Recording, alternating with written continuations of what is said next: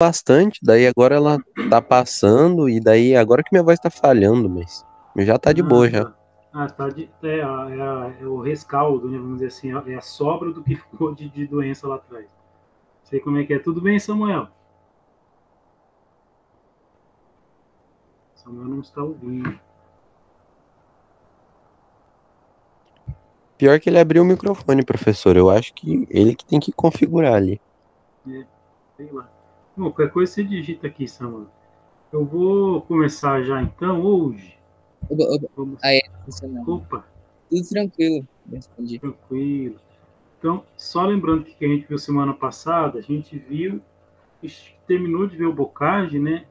E viu o Felipe Elísio e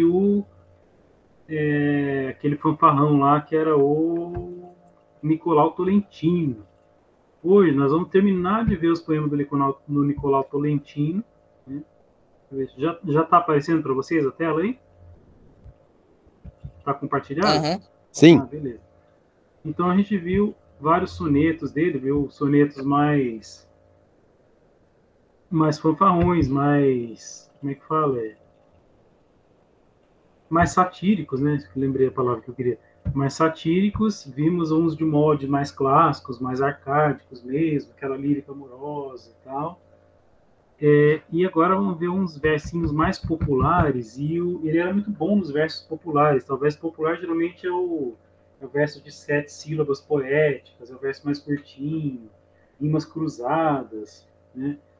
E as décimas, né? E eles são feitos em quadras e décimas, geralmente. Então, a gente chegou a ver esse a uns olhos? Acho que não, né? Estão lembrados desse poema aqui? A uns olhos? Acho que não também. Não tô Não. me lembrando, é, não. Então, aí também assim não. que começa. Então, os teus olhos, isso aí é grafia antiga, né? Os teus vencedores olhos que honra a natureza dão, tem que fazer com musicalidade, né? São obra mais perfeita que saiu da sua mão. Então ele está falando que é aquela tópica clássica da poesia lírica, né, de falar dos olhos da amada, dos olhos da mulher. Então eles são, né, que ele fala, obra mais perfeita que saiu da mão da natureza. Caem chuveiros de setas sobre 1000 adoradores, quando alçam as pestanas teus olhos encantadores. Então isso aqui é um lugar comum que ele já usou em outros poemas, né, que são as setas do Cupido saindo dos olhos da mulher. Então chuveiro de setas é como se fossem flechas, assim, né, várias flechas saindo e atingindo. Eu acho que eu já li esse poema, mas a gente lê de novo. Né? Seu olhar modesto e brando, sua grave formosura, ainda em peitos de bronze, inspiraria ternura. Então, um peito de bronze é aquele peito, né, frio, ele é duro e frio como bronze, como metal. E mesmo um peito duro e frio como metal, este olhar dela faria derreter, né, inspiraria ternura. Mas de ingrata natureza desiguais as obras são. O que importa a gente viu assim, que importa dar-te bons olhos se te deu mau coração. Aí volta para aquele lugar comum de acusar a mulher de ser má. Por quê? Porque ela não dá bola para ele. Então ela é aquela figura feminina maléfica, né, que faz os homens se apaixonarem e não dá bola para nenhum deles. Zombando de ternos ais, então ais são os lamentos, né? A teus pés vem derramar por lágrimas ardentes que não queres enxugar. Né? Então ela vê se derramando, né, os lamentos, as declarações amorosas, toda aquela melosidade, ele chororou e não está nem aí. Márcia ingrata, tem um nome essa pastora aqui, Márcia, ouve os meus votos, cede uma vez a razão. Então a mulher ela é sempre irracional, né? Ela é sempre leviana, ela é sempre volúvel, instável. E daí ele fala para ela ceder a razão. O mal que fazem teus olhos paguem no teu coração. Então fala assim, olha, teus olhos me fazem mal, porque eles me arrebatam, eles me fazem.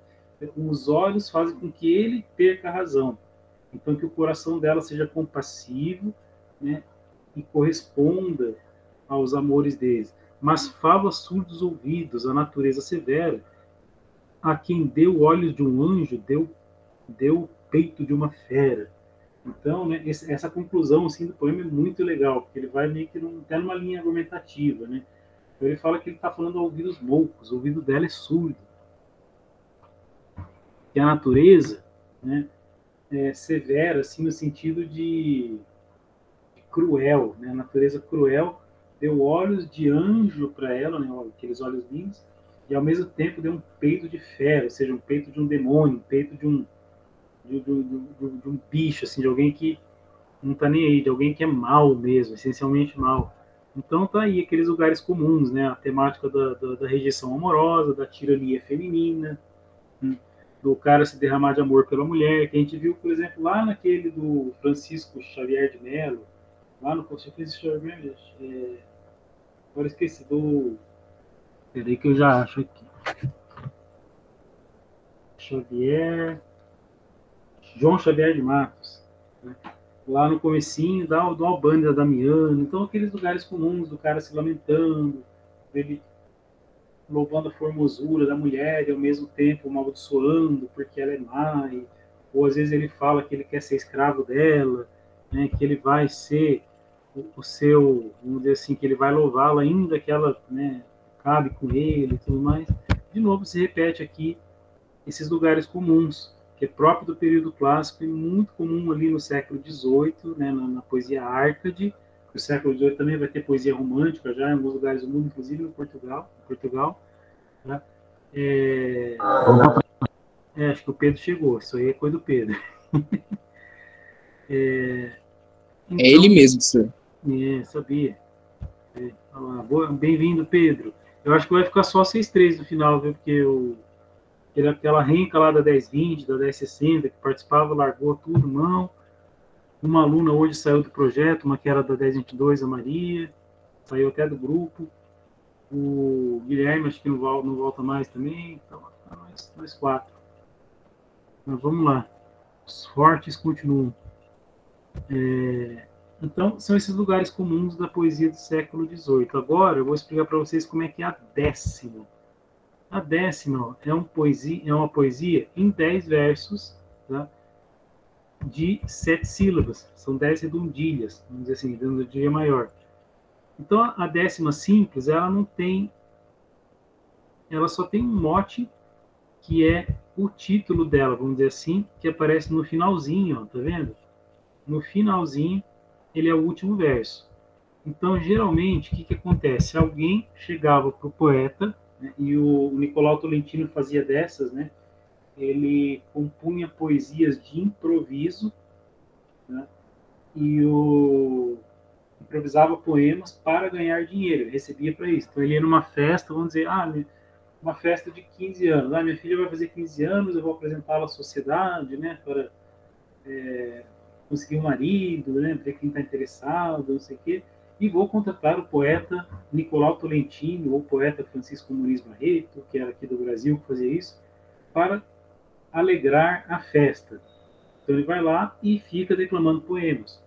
E chega aquela senhora, eu queria um poema com tal velho, ele pega e compõe um poema. Eu queria um poema com tal temática. Ele vai lá e fala dela, fala assim, olha, tem um verso aqui para você. Aí o verso é, gosto do amor o que é. Aí ele vai lá e improvisa isso na hora. Então isso aí geralmente era tudo feito com improviso. Tá? As décimas, em geral, elas são coisas que improvisavam. O Gregório de Matos, todas aquelas décimas que ele tinha, era tudo improvisado, era tudo coisa que ele improvisava na hora. Né? Com algum mote, uma provocação. O mote geralmente é o título. Então, gosto de amor o que é? Você vai ver que ele se dirige a pessoas, né? E essas pessoas a que ele estava se dirigindo geralmente eram as pessoas que pediam os versos para ele. Então, vamos lá. Senhora, muito mal doutor, nisto vindes perguntar, que eu só saberei contar quais são as penas do amor.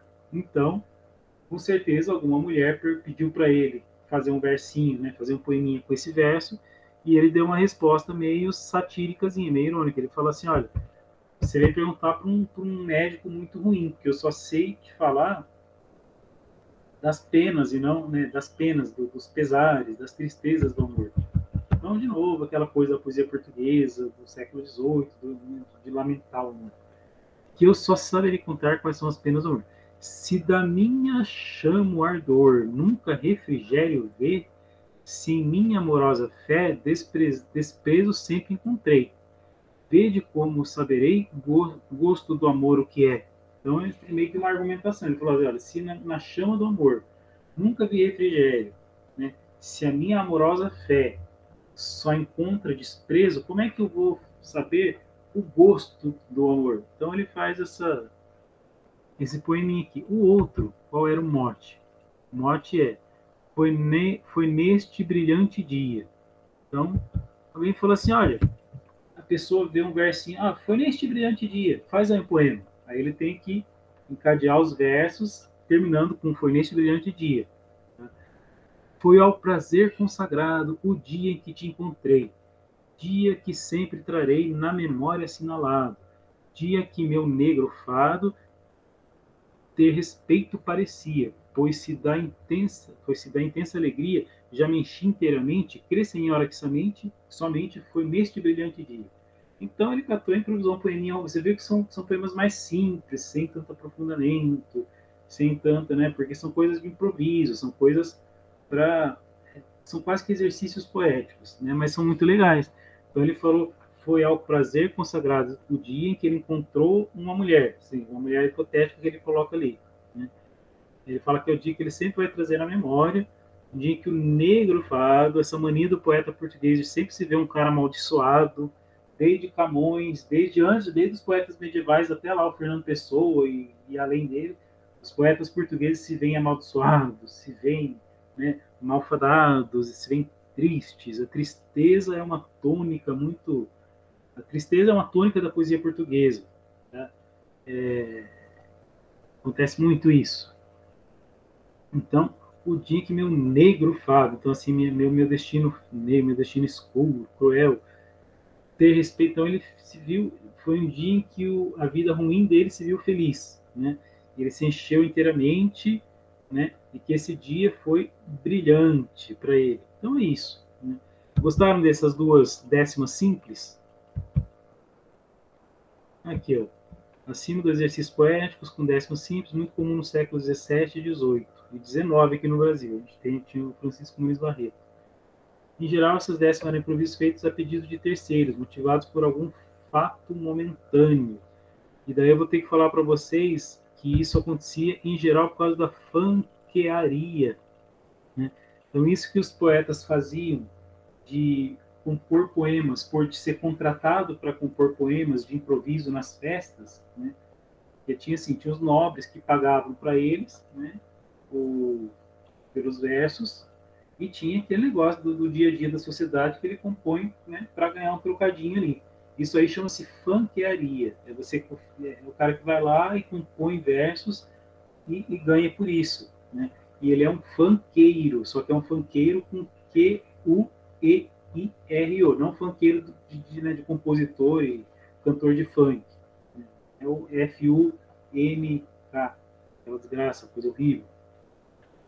É o cara adepto da funkearia. Né? Então agora vocês conhecem uma novidade aí. A funkearia é isso, é fazer poemas para ganhar dinheiro com isso, né, de improviso nas festas.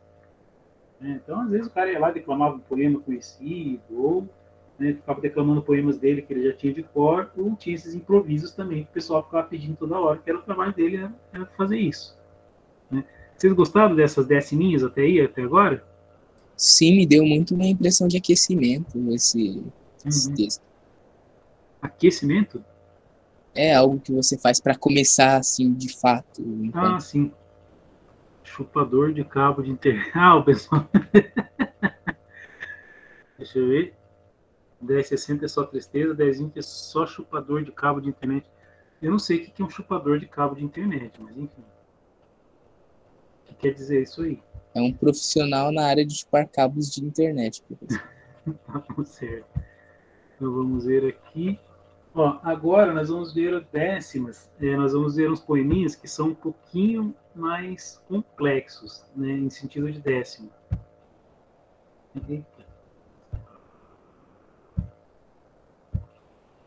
Que é uma décima que já é com um mote de 2 versos, ó, tá vendo? Primeiro era só um versinho que aparecia no final. Agora nós temos, apareceu alguém aqui, vamos ver quem é. Acho Fui que alguém eu, que eu. saiu e voltou. Eu buguei aqui, eu tive que entrar e sair de novo. Ah, Não, tá. sair e entrar de novo. Então vamos lá. Amor quer dormir nos braços. Qual de vós o quer tomar?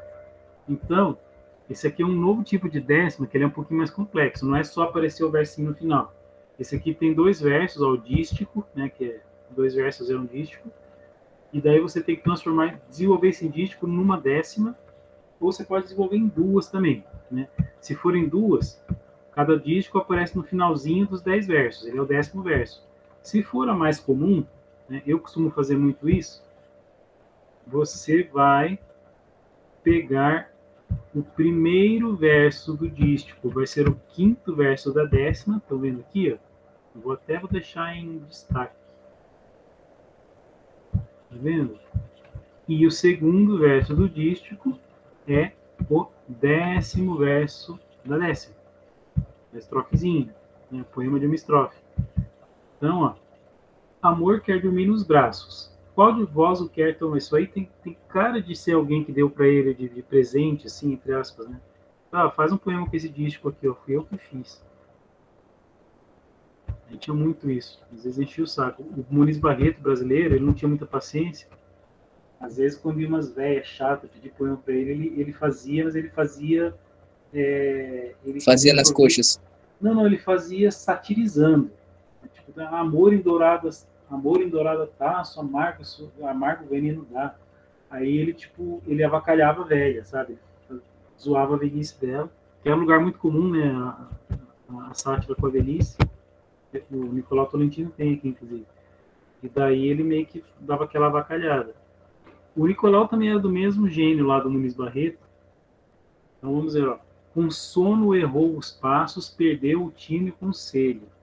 E deste lânguido velho, o amor quer dormir nos braços. Então ele tomou para si, né? Ele já é um senhor. Faz-me os ossos em pedaços, pesa-me sem me aquentar.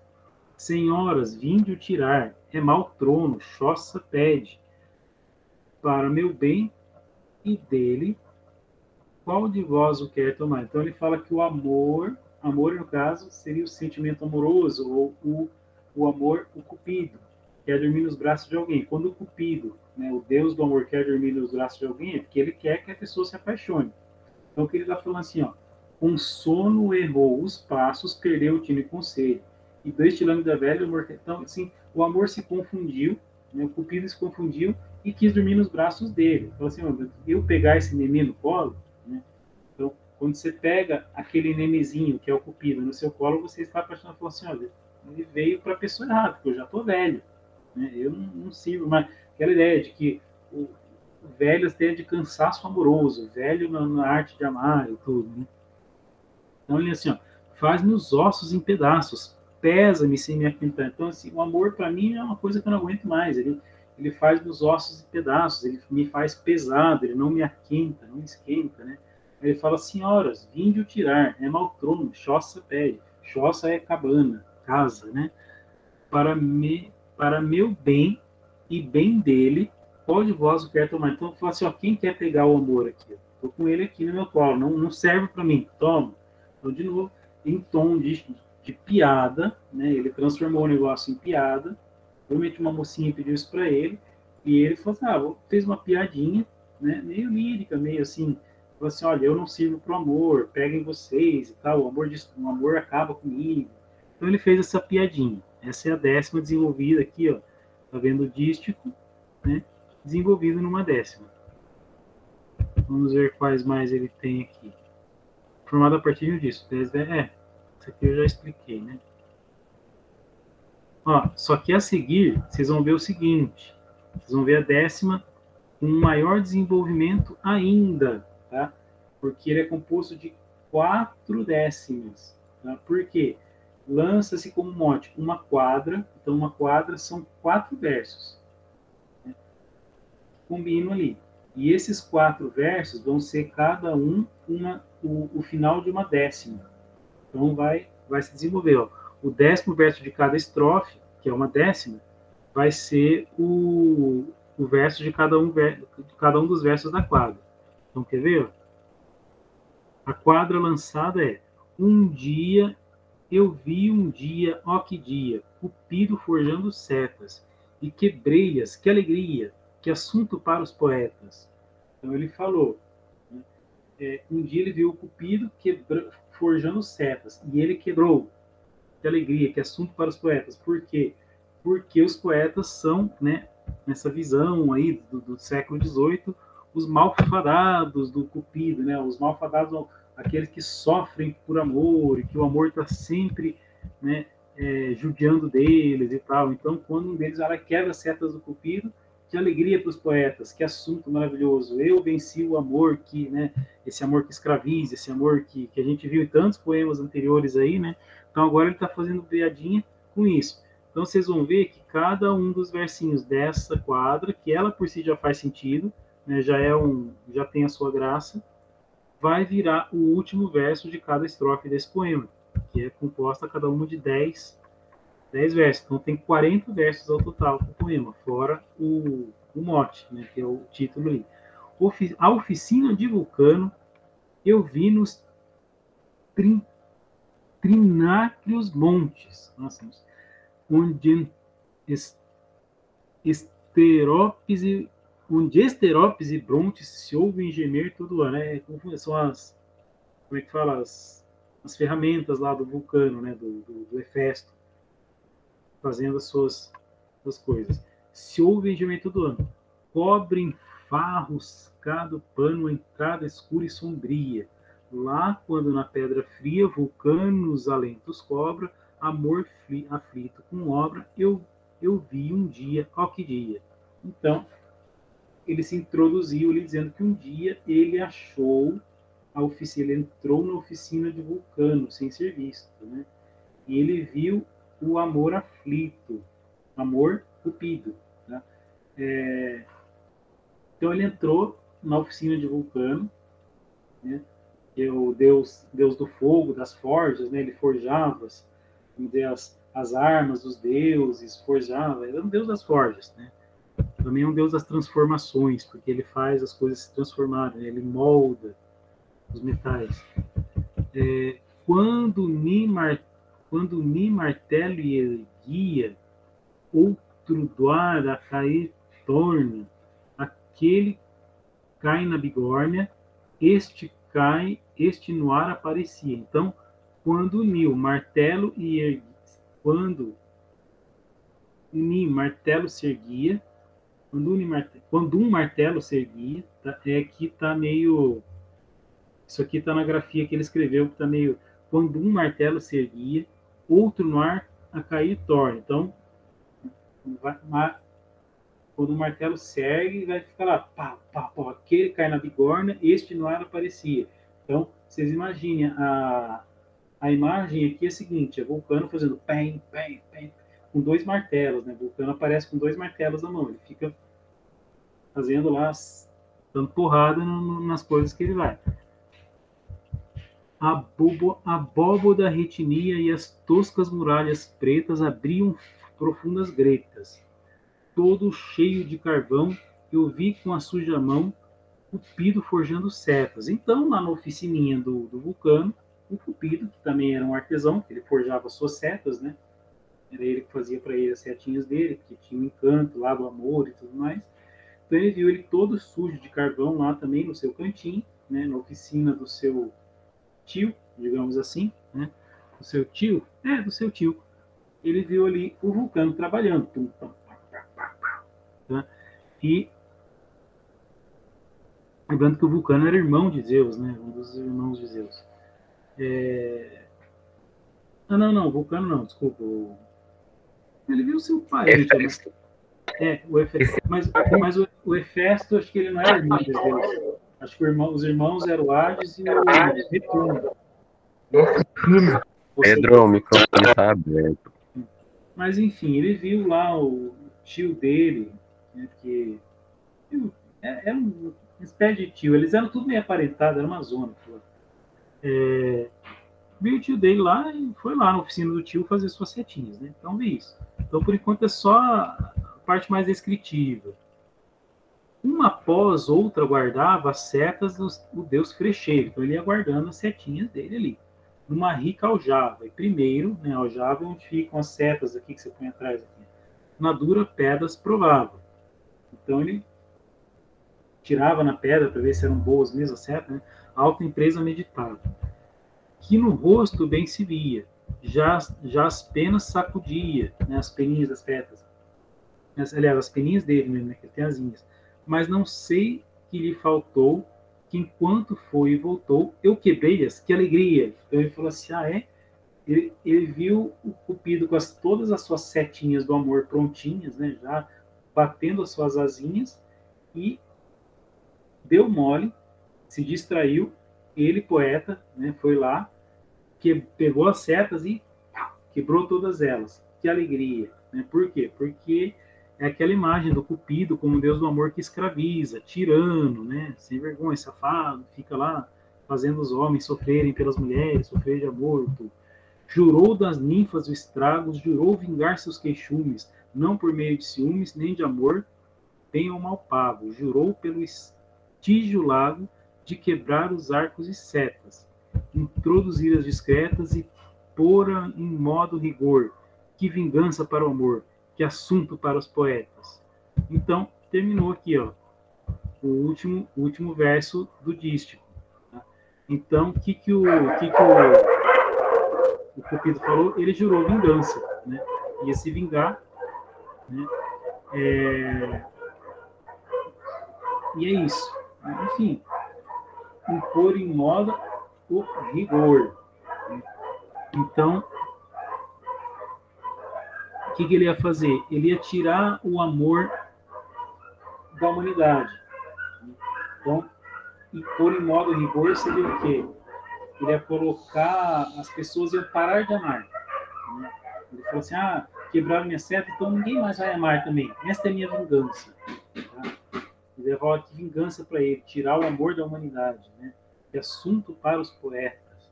Então, você vê que termina com o último versinho lá da quadra. Agora, uma coisa interessante para mostrar para vocês é o esquema de rimas que tem uma décima, tá? Porque tem que trabalhar de acordo com essas rimas também. Ó. Tá vendo aqui? Ano, ontes, ontes, ano. Então aqui, ó, esse aqui tem que rimar com esse aqui. Esses dois rimam aqui e depois vem um terceiro rimando aqui. Ó. Então tem rima A, rima B, rima B, rima A, rima A. Aí ele segue. Rima C, rima C, rima D, rima D, rima C. E dá os 10 versos. Então, ó, ano, ontes, ontes, ano, ia, obra, ia. Então, não é fácil. Aí ele continuou. Ia, orna, ia. Ia, etas, etas. Tá vendo? O esqueminha de rima. Então, esse é um pouco mais complexo, mais chatinho e tal, mas é bem legal. Tá? Curtiram essas décimas mais complexas que a gente fez aqui? Essa fantasia Sim, professor. Destruindo as setas do amor? Eu tive que sair e voltar, desculpa, professor. Eu vi. Mas eu curti bastante. Achei legal pra caramba.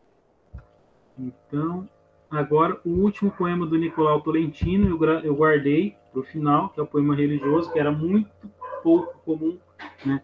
É um século de muita, vamos dizer assim, muita descrença, de muita impiedade. Então, nós temos aqui eram muito raros os poemas religiosos, como eram muito abundantes no século XVII, no século XVIII eles vão minguando. Mas Nicolau Tolentino, né, compôs o poema e não foi para qualquer, né, foi um poema para Nossa Senhora. Né? Se a febre atraiçoada, enfim, declina, e se esconde a aberta sepultura, ao vosso rogo o devo, ó Virgem pura, por quem me quis livrar a mão divina. Então ele fala, a febre atraiçoada declina, ou seja, a febre está diminuindo. Né? Se esconde a aberta sepultura, ou seja, ele ia morrer e não morreu mais. Então ele agradece a Virgem pura, que é Nossa Senhora, né, que desde poema, por livrar, né, por quem quis livrar a mão divina. Então, pela intercessão dela, ele foi, vamos dizer, curado de uma doença em que ele ia morrer e tal, de alguma febre muito... Naquele tempo, você pegar um resfriado, você podia morrer com facilidade.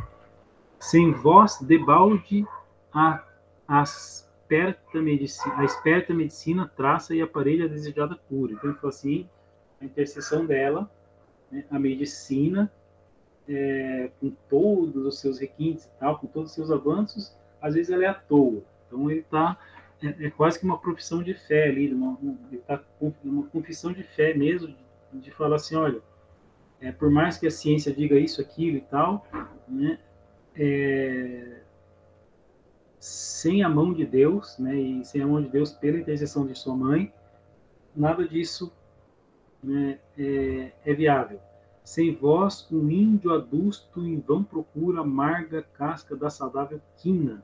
Então, ele colocou até coisas elementos da medicina, vamos dizer assim, medicina primitiva. Então, o índio, né, de quem ele está falando, está falando do quinino, que é vamos dizer, que é um remédio mesmo, né, que é tirado da casca de uma árvore, da saudável quina, quinino, que daí é feito, que inclusive era feito remédio para diminuição de febre e tudo mais. O quinino é muito antigo, né?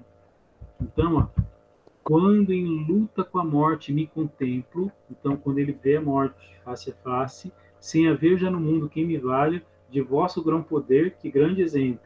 Ele fala assim, quando se vê face a face com a morte, e não tem mais nada neste mundo que possa salvá-lo, poder de Deus, né? O vosso grão poder, nosso grande poder, que grande exemplo, é o poder de Nossa Senhora, porque é o poder da intercessão dela.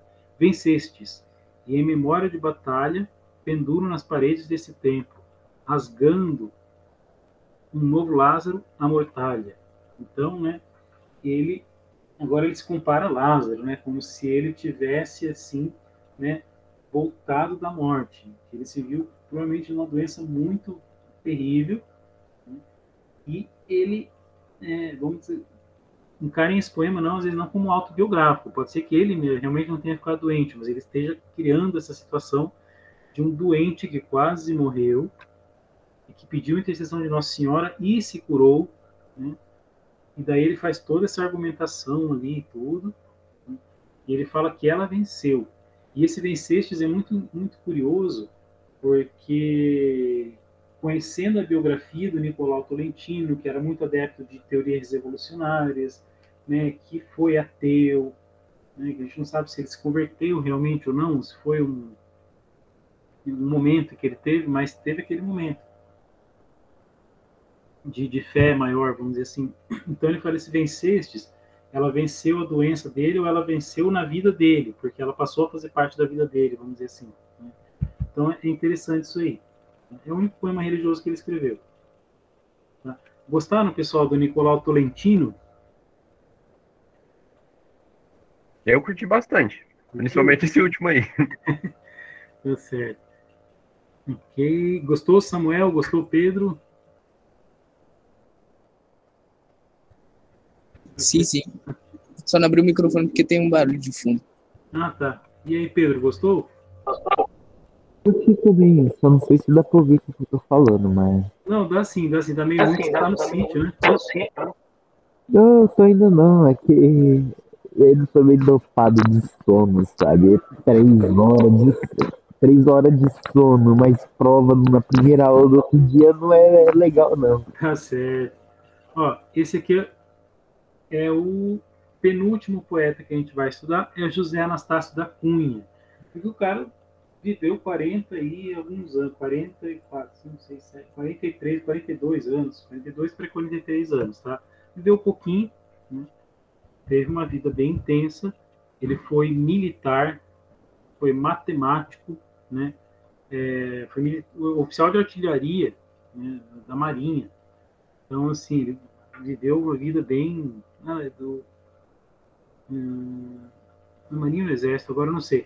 Sei que, assim, no século XVIII, Portugal estava um balaio de gato já, né?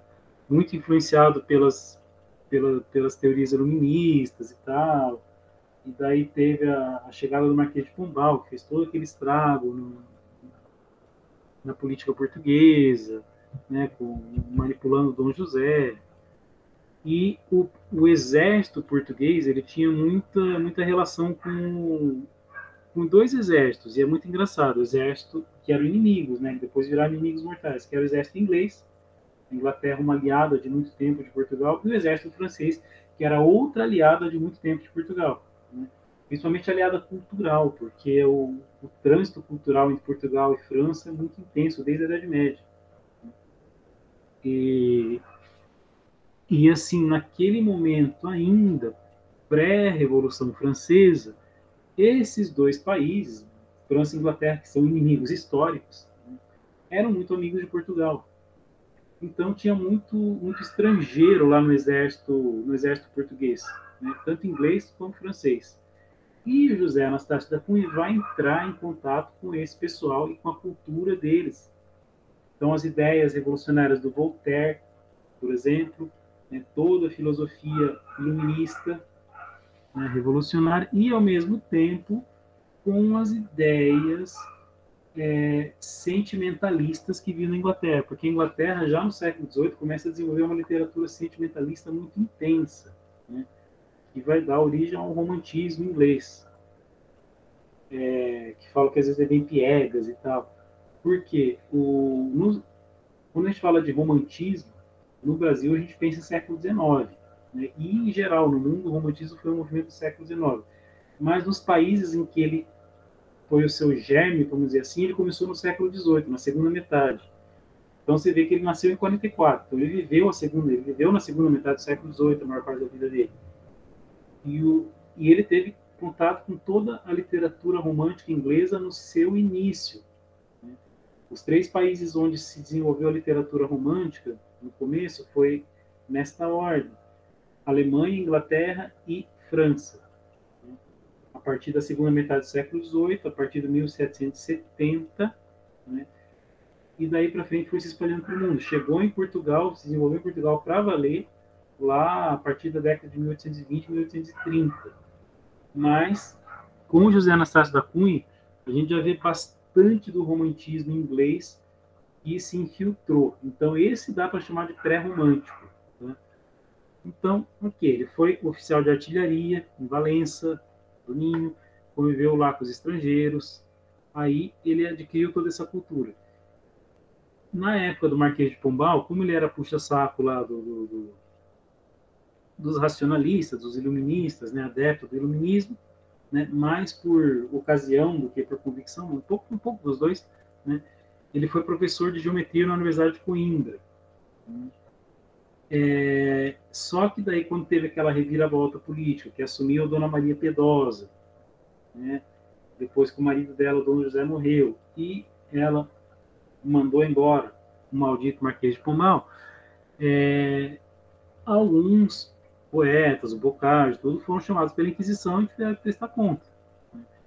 E o José Anastácio da Cunha, como ele não era muito, ele tinha bastante religiosidade, tudo, ele fez lá o seu ato de fé, também um pouco interesseiro, assim como ele foi interesseiro com o Pombal, e depois ele foi interesseiro com a Dona Maria. Ele não tinha muitas convicções. Ele foi indultado, né, e por um intendente chamado Pina Manique, e pôde continuar em Portugal, inclusive como diretor do Colégio São Lucas, né, professor e diretor de uma escola. Aí ele escreveu obras de matemática, escreveu coisas de física, teoria da pólvora. Então ele gostava bastante de ciência, né? Escreveu notícias literárias de Portugal, escrevia sobre a cultura local, sobre a cultura do país, e escreveu poemas, né? E é os poemas que interessam para a gente.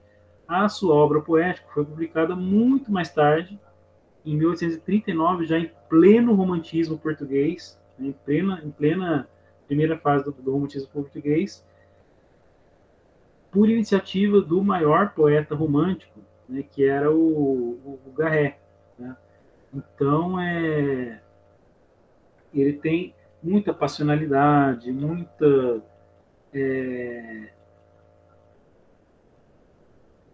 muito sentimentalismo, que era a influência da poesia da literatura inglesa, né? Ele chegou a ser visto como pré-romântico, né? E muito comparado ali ao Garret, ao Bocage e tal. O Bocage, como eu falei, ele não era exatamente pré-romântico.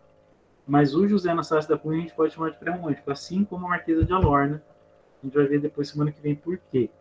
Então, ó, esse aqui é um poema dele que a gente pode chamar assim de poema mais sentimentalista, né? Ele está dentro de seu tempo, né, século XVIII, mas por causa das influências estrangeiras, da influência do sentimentalismo inglês muito forte ali, ele é um poema realmente que antecede ali o romantismo. Então ele vai conversar com um pinheiro. E vamos lá. Copado, alto, gentil pinheiro manso. Então isso é um lugar comum da própria poesia clássica, o poeta se dirigindo à natureza, conversando com ela. Debaixo cujos ramos debruçados, do sol ou lua nunca penetrados, já gozei mais que descanso. Então isso aí parece, essa introdução ainda tem aquela cara clássica. Né?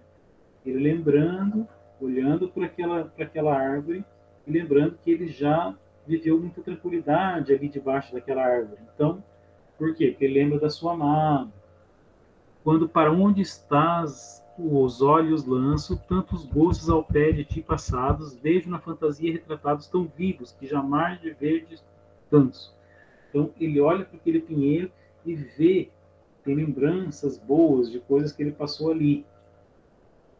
Daí, ele jamais cansa de olhar para aquele pinheiro. Então, aqui já começa o sentimentalismo, que se aproxima mais da poesia romântica e nem tanto da poesia clássica. Ah, deixa o outono vir, de um jasmineiro cheio de cobrir, terás cópia crescida de flores, serás honra deste outeiro. Ele fala assim, deixa vir o outono, né? Vou te cobrir de um jasmineiro, você vai ter uma coroa de flores, você vai ser a honra desse monte. E para te dar glória mais subida, no teu tronco feliz, alto pinheiro, o nome escreverei de Margarida. Então ele vai escrever o nome da amada dele. Então aqui já se aproxima um pouquinho da poesia romântica. Então, né, não tem os lamentos de amor, não tem tudo aquilo.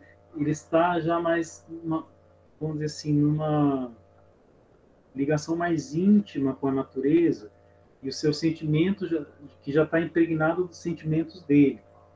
Então é a poesia mais sentimental. Por isso que diz que ele é um pré-romântico, porque ele já está muito imbuído influenciado por esse sentimentalismo inglês, né? Então tá ali. Então, né, o remate ali, né, ele falou que ele vai pôr todo um jasmineiro em volta dessa árvore, né, porque quando o outono vier, ele vai perder as folhas, mas em vez das folhas vai ser coroado de flores. E além disso, ele ainda vai, né, escrever o nome da amada dele. Então tem toda essa... Então fica ali entre o clássico e o romântico. Né? Agora vamos ver, aqui já é bem a poesia de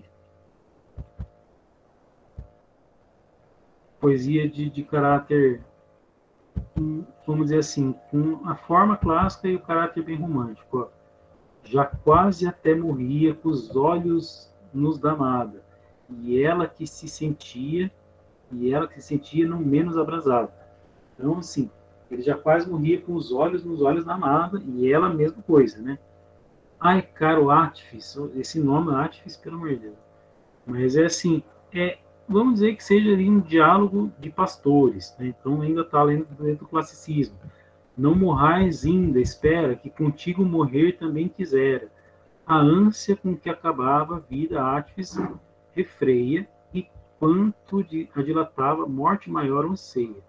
Os olhos não tirava do ídolo querido, nos quais bebia o néctar diluído.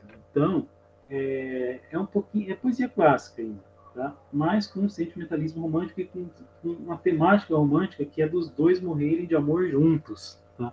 E isso não tinha tanto ali na mulher se inserir no poema também, junto com o homem, e essa coisa vamos dizer assim, do suicídio do casal, né? Que ama tanto. Então tá aqui, o Átifes e sua amada, um olhando para os olhos do outro, e ela vendo que ele ia morrer de amores por ela, fala para esperar porque ele queria morrer junto. Então essa ânsia pela morte, tá? E é coisa bem do romantismo, ó. Quando a gentil pastora, tá vendo? Isso aqui, ele está inserido ainda no contexto clássico, tá?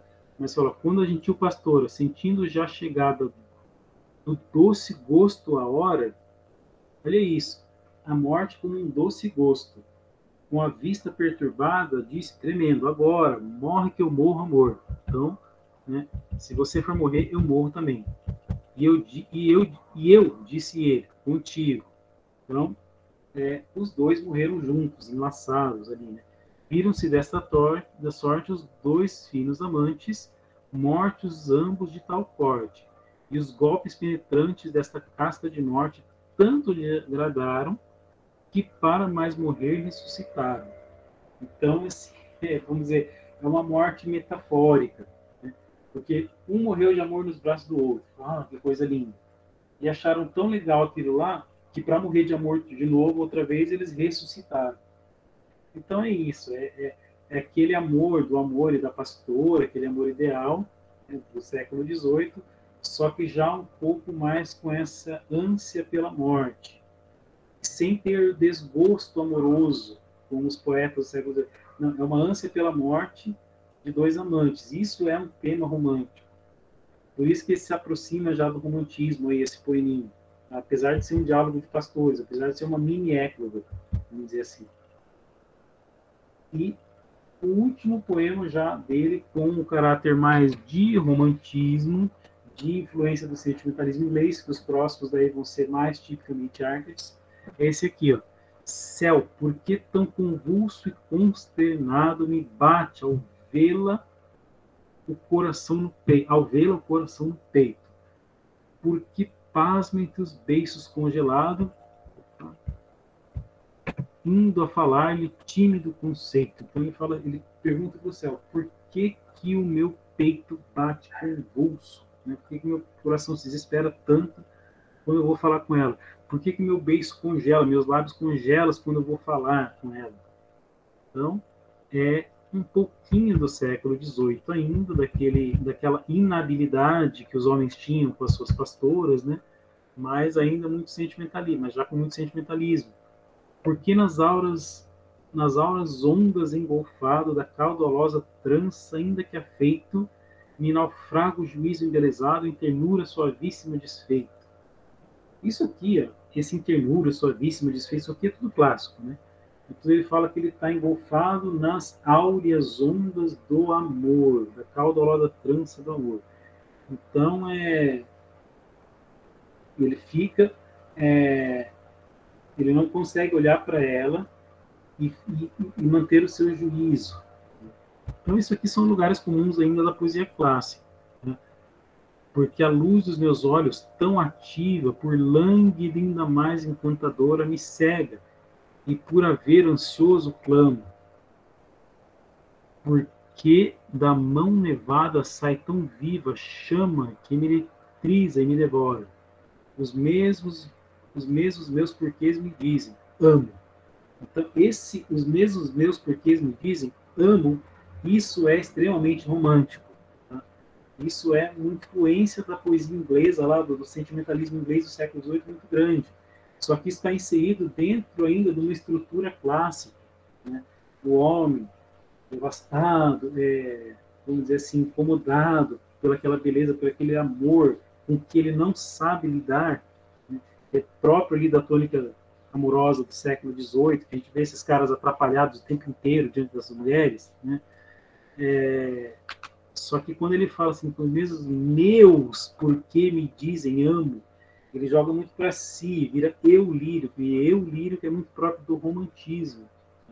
Por isso que o José Anastácio da Cunha, dentre todos esses poetas, realmente dá para chamar em vários momentos, em várias passagens de seus poemas, como pré-romântico, apesar de pré-romântico é uma coisa um pouco, como eu falo, inadequada de se falar, né? Que gera o que a gente chama de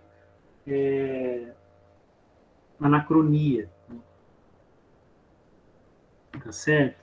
Anacronismo. Mas é isso. Vocês gostaram desses poemas dele até aqui?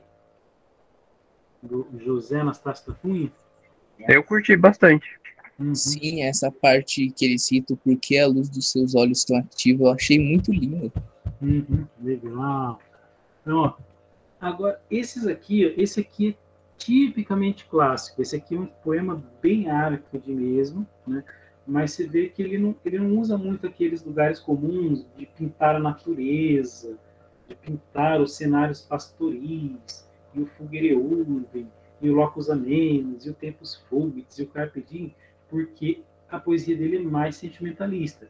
Mas é de um sentimentalismo que toma toda uma estrutura, né, clássica, desde aquele tom mais afetado do século XVIII, mais descritivo e tudo, mas, né, com influência da poesia inglesa.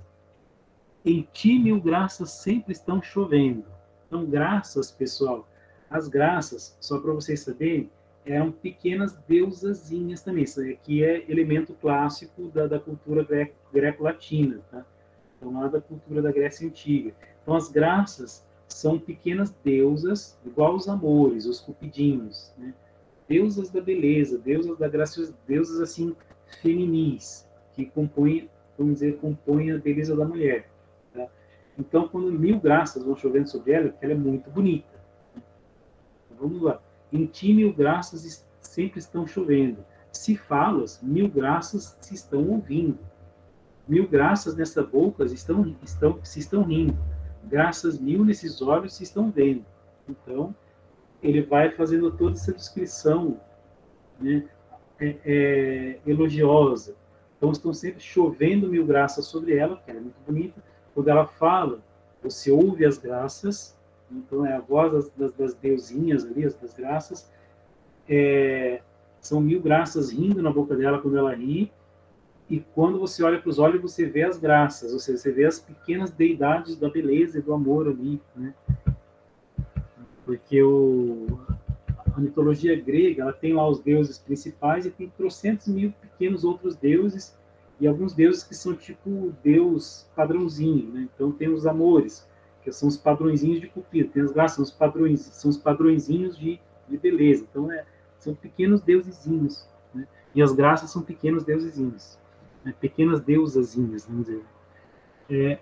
Umas beijam-te as mãos, outras correndo a teus mimosos pés, te vão seguindo. Outra por tuas faces vem subindo, outros por teus cabelos vem descendo.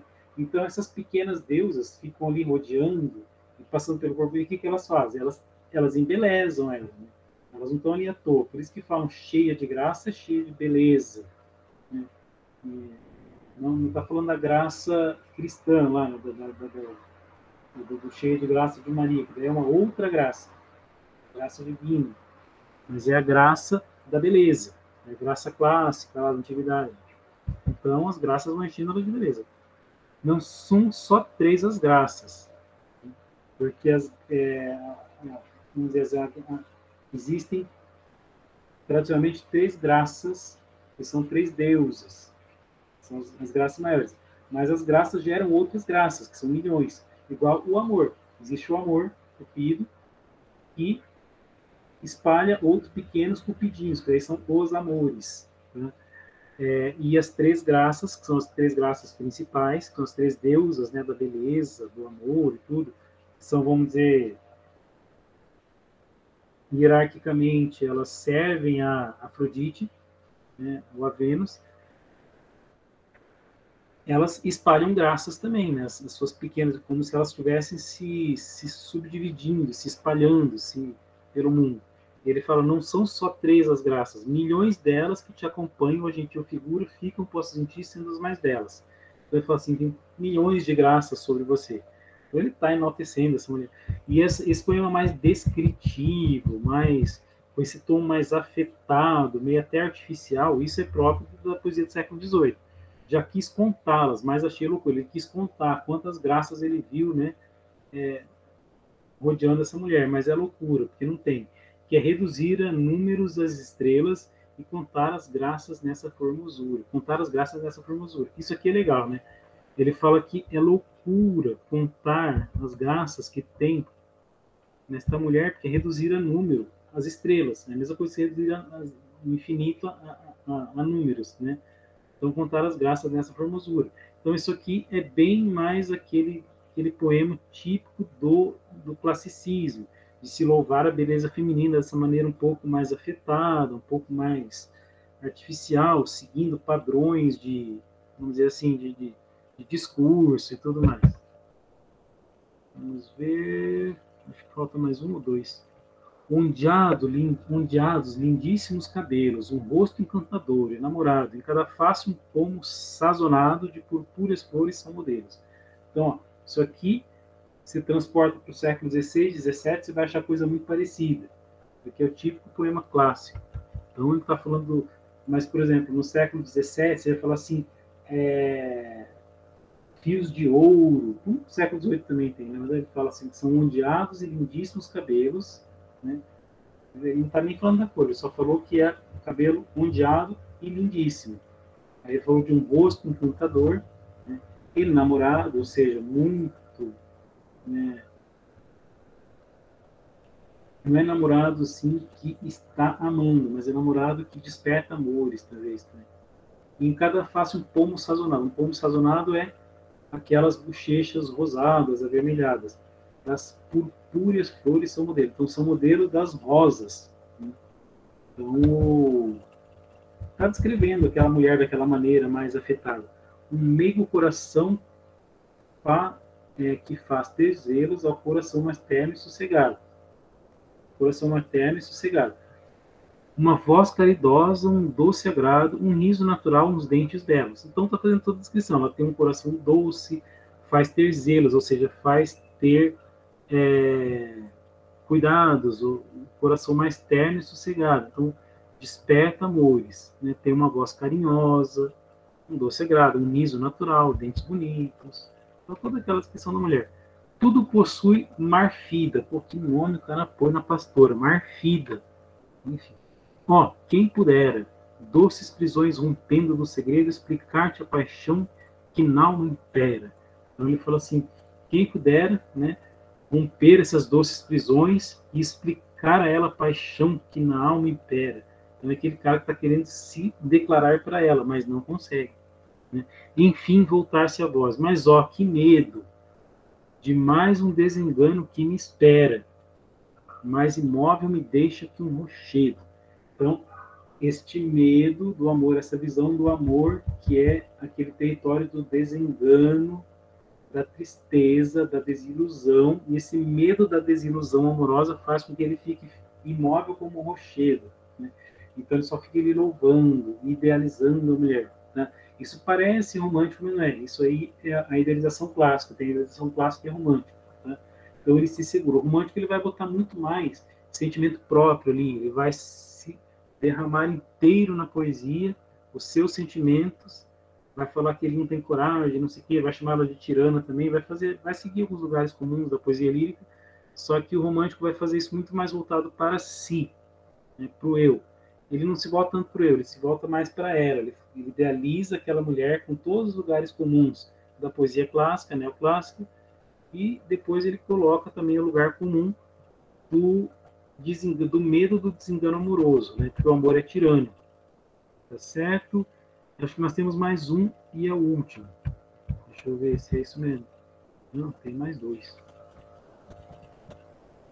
Então, vão-se leve os instantes, vão-se as horas, olha o tempo fútil aqui, que vivo sempre em tristes esperanças, sem que tuas injustas esquivanças deixe de ser de mim perseguidoras. Então, esquivança é quando a mulher foge dele. Então, lugar comum. Ele se declara para ela e ela não quer saber dele. De novo, aquele poeta clássico lá, né, do século XVIII, falando com a mulher e se reclamando que ela não quer saber dele. Diz alma gentil. Quando fala alma gentil, é muito comum o eu lírico, assim, o lírico do clássico, ele se dirigir à sua amada chamando-a de alma, né? E alma gentil, né, também. No século XVI tem o Camões falando alma minha gentil que te partiste. Então, ele não está falando com a alma dele, está falando com a amada dele. Diz alma gentil, por que demoras, minha sorte feliz? Por que descansas? Acaso tem de mim desconfianças, ainda firmeza no meu peito ignoras? Né? Então ele está falando assim, por que você não olha para mim? Né? Por que você não dá bola para mim? Por que você está ignorando para mim? Ah, quão louco te ilude o pensamento. Mas para que não julgues que te engano, escuta meu sincero juramento. Então, assim, olha, não estou te enganando. Se eu deixar de te amar, se for tirano, contra mim seja o céu, a terra e o vento. Muito comum esse aqui, né? Contra mim o céu, a terra e o vento, ou o céu, a terra e os mares. Isso é muito comum lá do século XVIII. Conspirados por ti, sempre em meu dano. Né? Então, falou assim, olha, se eu for, né, se eu for tirano, então ele se coloca no lugar de tirano, na possibilidade de ser tirano com ela. Não, olha, se eu for tirano com você, se eu não for um bom amante, no sentido assim, se eu não for um homem que declara o amor, que vive este amor, né, este amor clássico, este amor de entrega total, de te louvar, de te idealizar, etc. Né, se eu for ruim com você, se eu te trair, se eu te desprezar, que contra mim, né, conspirem o céu, a terra, até que o céu, o mar, a terra, o vento, né, conspirados por ti, sempre em meu dano. Então, que eu seja danado, que eu seja assim, danado de sofrer danos mesmo. Né? Que eu seja maldito aos olhos de todos os elementos, né? Aos olhos do mundo, e sofra todos os terrores, se eu for se eu for ruim com você. Então ele está fazendo aquela jura, né? Então, de novo, aquele cara se inclinando perante a mulher e pedindo seu amor naquela tônica amorosa do século XVIII. Contra o poder de vossas mãos, Senhora, quem há de resistir? De novo, lugar comum do período clássico. Quem há de resistir contra o poder dessa mulher? Né? Basta de vê-las para morrer de amor por gosto nela. E ele está falando do poder só da mão. Né? Então, ele olha para aquela mão delicada e se rende. Só às vezes é olho, às vezes é a mão. Para vos declarar por vencedora. Então, para morrer de amor, por gosto nelas, para vos declarar por vencedora. Então, o clássico também morria por amor, morria de amor, mas ele morria de amor dessa maneira mais artificiosa, vamos dizer assim. A mesma natureza se namora de tão formosas mãos, de mãos tão belas. Então, a própria natureza que criou as mãos, ela olha para aquelas mãos e fala assim, nossa, como essas mãos são bonitas. Né? Ela se enamora da sua própria criação. Se apaixona pela sua própria criação.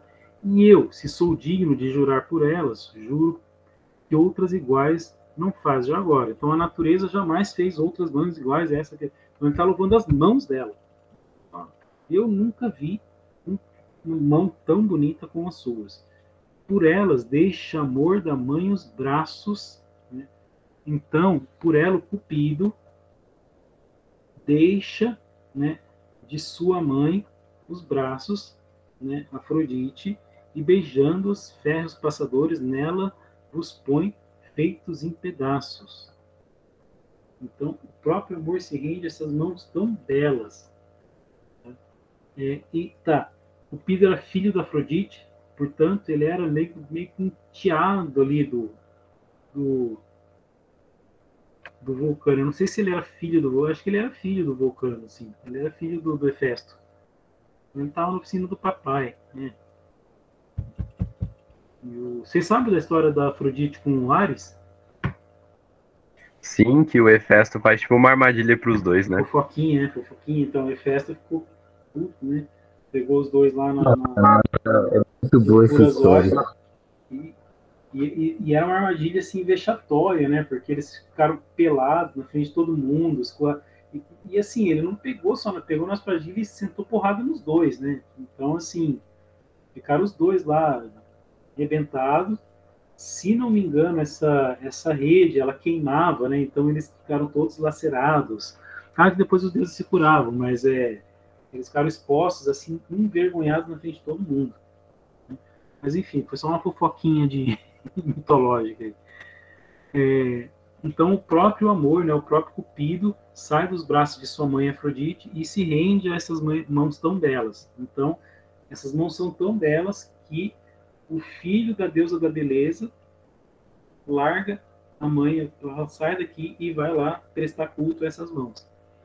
pois acha vossas mãos mais superiores, mais suaves farpões, mais doces laços, para prender, para matar de amores. Então, para prender, para matar de amores, para matar de amores, para matar de amores, é muito coisa do período clássico, tá? Esse verso final que fala sobre matar de amores. Olha isso que ele faz no final. Ele fala que as mãos dessa mulher são muito mais, vamos dizer, não é competentes, seria competentes, mas elas são muito mais eficazes em matar de amores que as flechas do Cupido. Por isso o Cupido se rende a ela. Porque o próprio Cupido, que é o Deus do amor, que é aquele tirano que faz todo mundo se apaixonar, né, ele não é nada perto das mãos dessa mulher. Porque você vê as mãos dessa mulher, elas matam de amor. Então, essa idealização, tudo, essa coisa meio artificiosa do período clássico, está aí. Este foi o José Anastácio da Cunha. Semana que vem nós vamos ver a última, né, de Portugal, que para mim é a maior depois de Bocage, chama-se Marquesa de Alora, uma poetisa. Está aqui. Deixa eu tirar aqui o compartilhamento de tela. Então, esta aqui, Dona Marquesa de Alorna, e o Pedro precisou sair. Beleza. Então, nós vamos ver aqui as poesias da Marquesa de Alorna. Escreveu muito. A Marquesa de Alorna também é meio pré-romântica, porque, enfim, ela teve uma vida desgraçada. Vou falar da biografia dela, né? Ela virou freira, teve filhos, foi nobre, né? Marquesa, teve filhos, o marido morreu, Margot, tudo que é desgraça, morreu filha, aí se recolheu para o convento, enfim, viveu uma vida assim, e uma vida muito interior, assim, ela era muito, uma poesia muito intimista, e esse intimismo aproxima um pouquinho jamais da poesia que viria depois, que é a romântica, mas nós vamos falar semana que vem, da Dona Marquesa de Alorna, de quem eu gosto muito. Gostaria de saber se vocês gostaram, em geral, aí dos últimos poemas do José Anastácio da Cunha. Tá certo? Gostou, Samuel? Começar pelo Samuel. Sim, eu achei eles muito incríveis. E sempre que tem uma referência à mitologia grega, professor, você me conhece, eu não me aguento. É muito bom, cara. Tá certo. E você, Gustavo? Foi mal, meu irmão tava falando aqui do lado. Mas eu gostei bastante, é a mesma coisa que o Samuel falou. Uhum. É impressionante como eles citam, né, e comparam com Afrodite, a deusa da beleza e tal.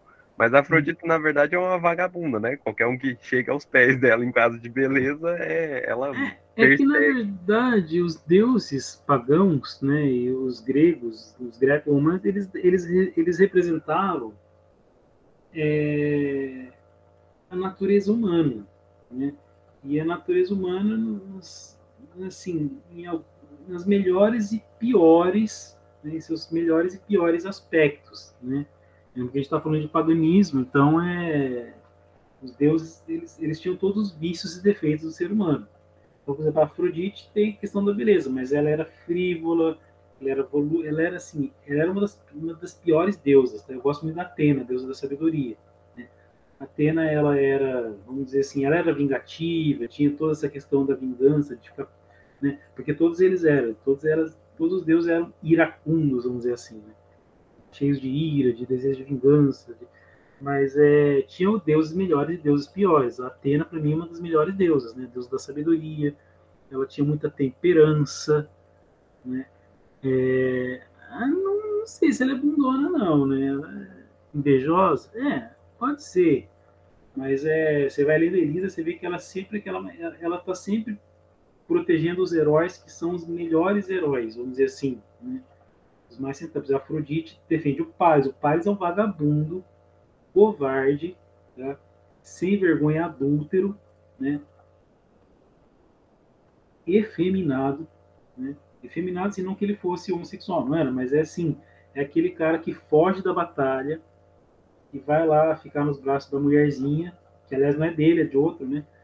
E a Afrodite é toda apaixonada, tipo, é a madrinha do Paris. A Atena é madrinha do Diomedes, que é o maior dos heróis gregos, maior que o Aquiles, no meu entender, ele é maior que Aquiles. Tá? Porque o Aquiles, ele era cheio de defeitos, ele era cheio, tomado de ira, né? Não tinha temperança nenhuma. Para mim era bem né? Era super passional. E o Diomedes não, o Diomedes era aquele herói que falou assim, não, eu vou lutar, né?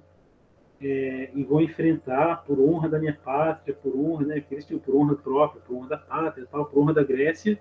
E o Diomedes é o cara que dá um pau no Ares, você tem noção? Ele luta contra o Ares e o Ares sai ganindo igual um cachorro. Ainda fala uma bronca do pai dele, que o pai dele fala assim, ninguém mandou você se meter lá onde não foi chamado. Enfim, o Diomedes, que não é tão conhecido assim, né, como Aquiles, como o Heitor e tudo, para mim é o top do top, assim. O Ajax também, né, o Ajax de Télamo, que é o Ajax grandão e o Ajax gigante, também é meu segundo herói favorito, porque só que ele é tomado, daí ele enlouquece, né, ele contraria os deuses e ele acaba enlouquecendo e mata vários companheiros dele. Mas assim, a Atena está sempre acompanhando os heróis melhores, né?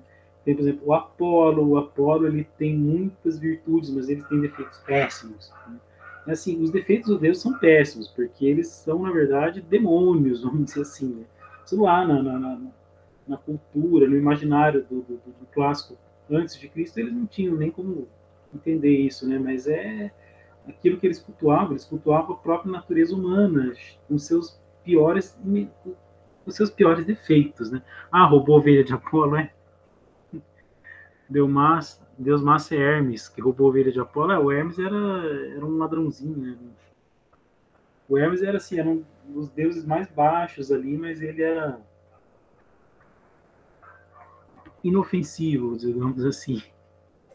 Eu acho que dentre Mensageiro. todos os olimpianos, eu acho que Hermes é o meu deus favorito, porque quando Foi. teve toda aquela treta lá que envolveu o aprisionamento de Zeus lá, que cortou os Uhum, tendões, o cara se escondeu e foi lá ajudar Zeus, tá ligado? Então eu acho ele um deus muito massa. uhum. É, sim, o Hermes, ele tinha lá, ele era aquele pau para toda a obra, né? A Atena, eu gosto dela também, por quê? Por causa justamente do voto de Minerva. Minerva era Atena, né? Porque Atena foi aquela que conseguiu o perdão para Orestes também, né? Vocês conhecem a história do Orestes? É uma trilogia, aqui, a trilogia de Orestes, do Acho que não. Ésquilo. Então, o Orestes era filho do Agamenon. Agamenon, rei de Micena, né? Que foi o Agamenon é péssimo, o Agamenon era horrível, personalidade terrível, roubava a mulher dos outros também, né? Por causa dele que o Aquiles teve aquele chilique lá, enfim. O Agamenon era um cara arrogante pra caramba, fazia um monte de merda, mas o Agamenon, que era muito vaidoso, né? Ele é aquele cara que seguidor da lei divina, assim, da lei dos deuses. Então os deuses pediram para ele matar a própria filha, para que eles recebessem, né? Acho que não sei qual deus foi que pediu, se foi o próprio Zeus. Sei que o Agamenon era dos preferidos de Zeus. Ele e Menelau eram favorecidos pelos Zeus diretamente, em grande parte da narrativa aqui. E diletos de Zeus que chamam. E ele pega e vai, ele pega a filha e vai matar. Só que no último momento, Zeus pede para poupar tudo e ele acaba não matando. Mata um ganso num lugar, coisa assim. E a mulher se ressente deles, se ressente pelas traições, a esposa do Agamenon acaba se ressentindo por, vamos dizer, por ele ser o Agamenon, né? Digamos assim. E quando ele volta da Guerra de Troia, né, 10 anos depois, ela também não era lá muito santa, ela tem um amante e ela apunhala, mata ele na traição. E o Orestes, enfurecido, mata a própria mãe, né, por ver que ela matou o pai. Então é a tragédia, é o núcleo de uma tragédia aí, vocês estão vendo, né? E acontece o quê? Acontece o julgamento entre os deuses, porque você matar seu pai, você matar sua mãe era destino da sua desgraça, da sua assim, do seu fim. Então, o Édipo matou o próprio pai, casou com a própria mãe, não sabia tudo, mas foi condenado a uma vida desgraçada, a um final desgraçado. O Orestes acaba não sendo. Por quê? Porque gera uma polêmica. Mas ele matou a mãe em honra do pai. Ele matou a mãe porque ela traía o pai, porque ela, né, assassinou o próprio marido, né? Ela traiu o marido e assassinou o próprio. Então, tem lá, e daí no fim, entre os olimpianos, tem um voto a favor, outro voto contra, não sei o quê, né? E eles vão, o que nós vamos fazer? Aí sobrou aquele voto de Minerva, né, que deu um número, deu o mesmo número de votos. Não, ele tem que ser desgraçado. Falou, não, ele tem que ser perdoado. E Minerva, que era a deusa da sabedoria, acaba decidindo em favor do Orestes. Fala assim, não, ele agiu mais com a razão do que com a emoção, ele agiu em honra à memória do pai, etc, etc, etc, né? Porque apesar de todos os defeitos, o pai dele era um guerreiro, foi lutar em honra da Grécia, né? Foi lutar em honra da pátria, voltou, foi morto à traição, e daí falou, então ele matou a própria mãe, mas vamos dizer assim, ela colocou os pesos, né, os prós e os contras, e viu que tinha um pouquinho menos de peso na ação dele do que no porquê da ação dele do que na ação em si. Então, ela acabou perdoando, né, pelo voto, por isso que chama voto de Minerva, é aquele que desempata. Que ela desempatou em favor do Orestes. E eu, assim, o Orestes, ele é um herói que eu gosto muito dele, assim, coitado. Ele cresceu sem pai e tal, e enfim, foi um coitado, moleque. Só se ferrou na vida. E ele realmente ele foi tomado ali de cólera e tal, mas é que assim, a narrativa, o Esquilo, ele te encaminha para você gostar do Orestes também. Tem isso também. Mas eu gosto muito da Atena por causa disso também, pela decisão do julgamento de Orestes, né, em favor dele. Ela, assim, desde criança, eu tenho os meus favoritos e os meus não favoritos desde criança. O Paris eu sempre detestei, sempre achei uma almofadinha, né? um, um Mauricinho sem vergonha. Inclusive o Orlando Bloom fez muito bem o Paris, como ele tinha que ser aquele fracote medroso, né? Que só vence os outros com as suas flechinhas, porque no pau a pau ele toma uma porrada de todo mundo, inclusive do Menelau, que era um guerreiro meia boca, né? Enfim, que é um jogo muito bom, por sinal. Todos esses nomes eu conheço do Age of Mythology. Não conheço. Não sou muito. O último jogo que eu joguei muito bem chama-se Street Fighter 2. Pra vocês terem uma ideia, né? Anos 90 ainda. Nossa, isso é antigo. Então eu sou mais dessa época do Atari, depois do Master System, do Mega Drive, do Street Fighter 2 e do Super Nintendo, do Super Mario. Esses Age of não sei o que, etc, etc, LOL. Aí já não é muito minha praia. Né? Aquele jogo de corno lá que o pessoal fala que é jogo de corno Free Fire. Free Fire, esse aí. Free Fire, tem o Night, não sei das quantas lá. Enfim. Mas aí não é muito minha praia. Mas, pessoal, então falamos aí de mitologia. Deixa eu colocar o Esquilo de volta na sua casinha. Beleza? Que bom que vocês gostaram, né? Eu vou encerrar por aqui. Tem alguma pergunta, mais alguma coisa para vocês falarem?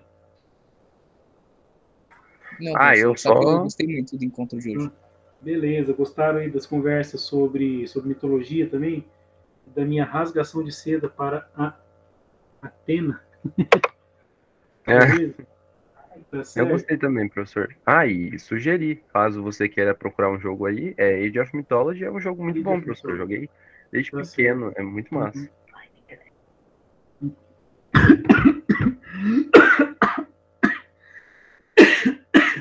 Eita, engasguei aqui.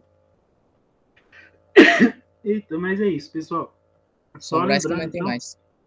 Que quando a gente lembra dos deuses pagãos, eles vão sempre ser mais defeitos do que qualidades, tá? E alguns têm mais qualidades, mas eles são a natureza humana. E o ser humano, né, ele é fruto de, vamos dizer assim, ele numa visão judaico-cristã, numa visão judaico-cristã, ele é um pecador, então ele tem muitos defeitos. E vamos dizer assim, o pagão ele não é dotado da graça, então ele vamos dizer que é um pouquinho pior. Então, o Deus pagão, ele vai ser, essencialmente, ele não é bom, tá? Ele é ruim. Vamos dizer assim, é isso que eu tinha para falar. Beleza, pessoal? Então é isso. A gente se vê semana que vem com a dona Marquesa de Alorna. E depois a gente começa os brasileiros, tá? Tá certo, pessoal? Vou encerrar a gravação então. Ok? Abração para vocês e até esta semana aí em sala de aula. Em sala de aula eu não preciso montar aula comigo essa semana, mas a gente tem uma sala de aula essa semana porque a gente vai fazer o Teatro Barroco presencialmente quinta-feira, né? Tá certo? Então a gente se vê na quinta-feira em alguma das salas lá em cima. Certinho? Até mais, pessoal. Grande Valeu, abraço. professor. Até Falou. mais. É, professor. Tchau. Até.